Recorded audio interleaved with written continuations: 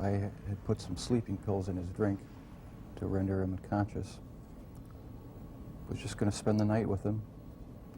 When I woke up in the morning, he was hanging over the side of the bed, and I have no memory of beating him to death, but I must have. And that's when it all started again. And once it started again, you found it impossible to stop. Right, that's when the obsession went into full swing.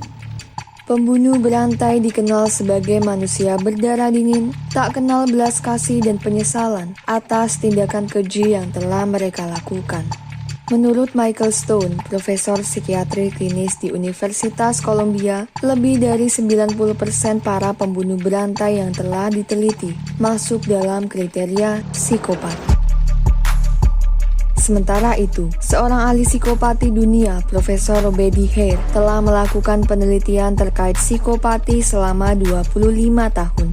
Beliau berpendapat bahwa seorang psikopat selalu membuat kamuflase yang rumit, manipulatif, menebar fitnah dan kebohongan lain untuk mendapatkan simpati orang sekitar demi kepuasan serta keuntungan bagi dirinya sendiri. Genetik sebagai kunci utama, didukung lingkungan dan kepribadian, membuat seseorang bisa menjadi psikopat dan bahkan pembunuh berantai.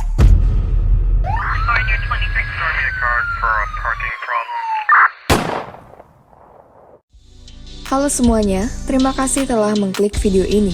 Sebelum kita melanjutkan pembahasan, jangan lupa klik tombol subscribe serta nyalakan lonceng untuk update video terbaru.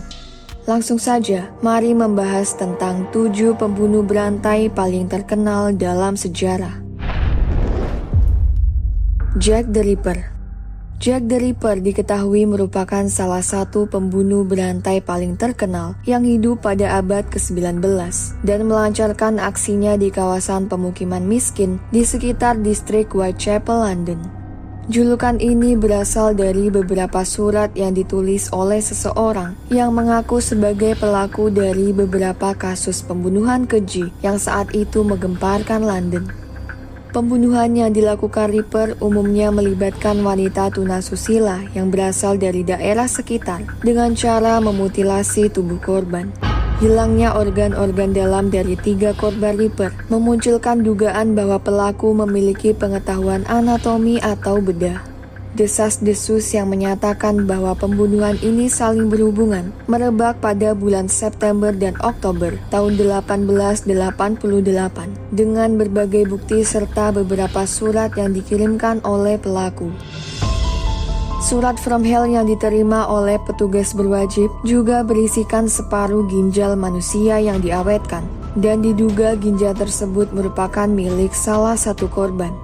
Karena teknik pembunuhan yang luar biasa brutal serta tingginya penafsiran media terhadap misteri ini, masyarakat semakin percaya bahwa pembunuhan ini merupakan ulah dari pelaku tunggal, Jack the Ripper. 5 korban resmi dari Ripper adalah Mary A. Nichols, Annie Chapman, Elizabeth Stride, Catherine Edowis, dan Mary Jane Kelly. Keseluruhan korban tersebut mempunyai beberapa kesamaan, yaitu dibunuh pada malam hari dan pada waktu mendekati akhir pekan setiap bulannya. Sementara itu, hingga saat ini masih belum diketahui siapakah sebenarnya Jack the Ripper.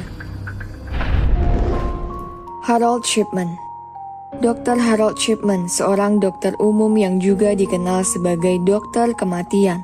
Julukan ini diberikan karena dia diyakini telah membunuh setidaknya 218 pasien selama berpraktik di London antara tahun 1972 hingga 1998. Tindakan mengerikannya mulai terkuak setelah beberapa keluarga pasien melaporkan kematian janggal pada korban, serta seorang petugas rumah sakit yang curiga atas banyaknya sertifikat kremasi Shipman, dengan sebagian kasusnya adalah pasien wanita lanjut usia berumur di atas 65 tahun. Petugas berwajib kemudian melakukan penyelidikan dan menemukan pola penyebab kematian yang sama pada setidaknya 15 pasien, yaitu meninggal akibat suntikan diamorfin dengan dosis yang mematikan. Shipman juga terbukti menandatangani sertifikat kematian pasien dan memalsukan catatan medis yang menunjukkan alasan kematian mereka adalah karena kesehatan pasien yang sangat buruk. Dia akhirnya dijatuhi hukuman penjara seumur hidup pada tahun 2000. Namun dia memilih mengakhiri hidupnya dengan gantung diri di sel tahanan pada tahun 2004. H.H. Holmes. Herman Webster Mudgett, atau yang lebih dikenal dengan H.H. Holmes, adalah seorang apoteker dan mempunyai hotel yang dia fungsikan sebagai kastil penyiksaan. Di tahun 1891, Holmes yang berasal dari New Hampshire pindah ke Chicago dan mulai melengkapi hotel berlantai 3 tersebut dengan segala macam alat penyiksaan, termasuk saluran gas beracun, lorong rahasia, pintu jebakan, lorong ke jalan buntu, perangkap ruang bawah tanah, bantalan kedap suara, dan ruangan khusus tempat menyiksa tamu-tamu yang datang ke hotelnya. Gas beracun memungkinkan Holmes untuk melumpuhkan tamunya sebelum mereka berhasil kabur dari hotel. Dia diketahui juga membakar mayat-mayat di tungku hotel, menjual kerangka korban ke sekolah kedokteran serta pasar gelap, dan melakukan penipuan asuransi jiwa korban. Seperti motif utama para pembunuh berantai pada umumnya, dia melakukan tindakan keji tersebut murni untuk bersenang-senang dan keuntungan pribadi. Holmes mengaku telah melakukan pembunuhan atas 130 korban, namun para penyelidik menyatakan bukti bahwa angka korban yang sesungguhnya lebih dari 200 jiwa. Dia kemudian dijatuhi hukum gantung pada 1894 dan dieksekusi pada 1896. Jeffrey Dahmer. Jeffrey Lionel Dahmer adalah seorang pembunuh berantai dan predator seks asal Amerika Serikat. Pembunuhan Dahmer diperkirakan terjadi antara tahun 1987 pada usia yang baru 18 tahun hingga 1991 dengan korban 17 pria dan anak-anak. Pembunuhan yang dilakukannya meliputi pemerkosaan, mutilasi, nekrofilia, dan kanibalisme. Perilaku psikopatnya telah menonjol sejak kecil, di mana dia sering memutilasi hewan-hewan yang mati. Ketika pengadilan tengah berlangsung, Dahmer membela diri dengan mengaku tidak bersalah karena dia tidak waras. Namun pengadilan memutuskan Dahmer melakukan segala macam tindakan tersebut dengan sadar dan tak terbukti mengidap gangguan jiwa. Pengadilan memvonis pidana seumur hidup, namun pada tanggal 28 November 1994, dia terlibat perkelahian dengan teman satu selnya di Columbia Correctional Institution hingga menyebabkan dia meninggal. John Wayne Gacy.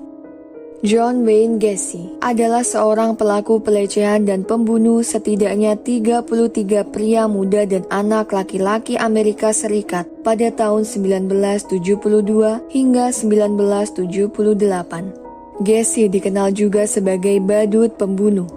Hal ini dikarenakan dia suka mengadakan pesta untuk teman-teman dan tetangganya, serta menghibur anak-anak dalam kostum badut dan berdandan sebagai pogo si badut. Tindakan keji Gacy mulai terungkap setelah seorang ibu melaporkan pada polisi tentang anaknya yang tak pernah pulang ke rumah setelah mendatangi restoran Gacy untuk melamar pekerjaan. Polisi lalu melakukan penyelidikan dan menguak tindakan sadisnya.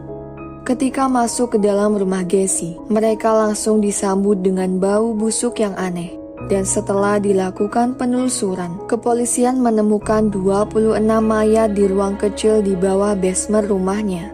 Semua mayat yang ditemukan berjenis kelamin laki-laki dan berusia antara 9 hingga pertengahan 20 tahun. Di kesehariannya, Gacy diketahui aktif sebagai anggota Partai Demokrat. Bahkan pada 6 Mei 1978, dia sempat bertemu dan berfoto dengan ibu negara Rosalind Carter, istri dari Jimmy Carter, Presiden Amerika kala itu. Hal ini kemudian membuat malu pemerintah ketika Gacy di kemudian hari terbukti sebagai pembunuh berantai.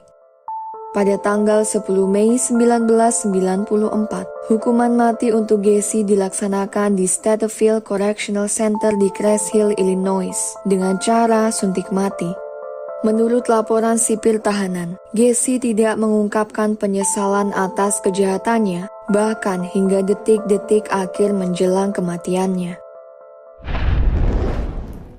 Pedro Lopez. Pedro Lopez adalah salah satu pembunuh berantai paling produktif di dunia. Dia telah melakukan lebih dari 300 pembunuhan di negara asalnya Kolombia, di Ekuador, dan Peru, dimulai pada tahun 1969. Setidaknya sepertiga dari korban pembunuhannya adalah wanita suku setempat. Lopez kecil diketahui tumbuh dalam lingkungan tempat tinggal yang sangat buruk, di mana praktik prostitusi, penggunaan obat-obatan terlarang, dan gangster adalah hal yang dianggap lumrah. Lopez mengklaim bahwa selama penahanannya atas kasus pencurian mobil, dia kerap kali dilecehkan oleh sesama napi. Dan ketika dia keluar dari penjara, rentetan panjang kasus pembunuhannya dimulai. Setelah penangkapannya pada tahun 1980, polisi menemukan lebih dari 50 kuburan korban remaja. Dia kemudian dihukum karena terbukti membunuh 110 gadis di Ekuador dan mengakui 240 pembunuhan lagi di Kolombia dan Peru. Namun sayangnya, pada akhir tahun 1998, dia dibebaskan oleh pemerintah Ekuador karena dinilai berperilaku baik selama menjalani masa tahanan. Interpol sempat merilis sebuah nasihat untuk penangkapannya kembali oleh otoritas Kolombia atas pembunuhan baru yang dilakukannya pada tahun 2002. Namun sayangnya, keberadaannya tak pernah bisa terungkap hingga saat ini. Ted Bundy. Theodore Robert Bundy adalah pembunuh berantai dan pemerkosa asal Amerika yang juga merupakan salah satu penjahat paling terkenal di akhir abad ke-20. Bundy dianggap mempunyai sifat menawan dan karismatik. Kelebihan ini dia manfaatkan untuk mendapat kepercayaan para calon korban dan masyarakat sekitar. Dia biasanya mendekati korban di tempat umum, berpura-pura cedera dan meminta bantuan, sebelum menyerang korban hingga pingsan dan membawa mereka ke lokasi terpencil untuk melecehkan kemudian membunuh mereka. Dia juga terkadang mengunjungi kembali TKP sekundernya, melakukan tindakan asusila dengan mayat korban yang terus dia lakukan sampai korban telah membusuk. Dia bahkan menyimpan beberapa kepala korban sebagai kenang-kenangan di apartemennya. Meskipun dia mengakui telah melakukan 28 pembunuhan, beberapa ahli memperkirakan bahwa faktanya dia bertanggung jawab atas puluhan kematian lain. Terlepas dari kejahatannya yang mengerikan, Bundy menjadi semacam selebriti, terutama setelah berhasil melarikan diri dari tahanan di Colorado pada tahun 1977. Selama persidangannya, pesona dan kecerdasannya menarik perhatian publik yang signifikan. Kasusnya bahkan mengilhami serangkaian novel dan film populer yang didedikasikan untuk pembunuhan berantai. Hal ini menurut kriminolog cukup memprihatinkan. Mereka berpendapat bahwa media populer telah mengubah Bundy menjadi sosok romantis yang dipuja. Padahal pada kenyataannya, dia tak lebih adalah seorang manusia tak bermoral yang melakukan tindakan kejahatan tanpa rasa bersalah. Bundy ditangkap dan dieksekusi kembali dengan hukuman mati di kursi listrik pada Januari 1989.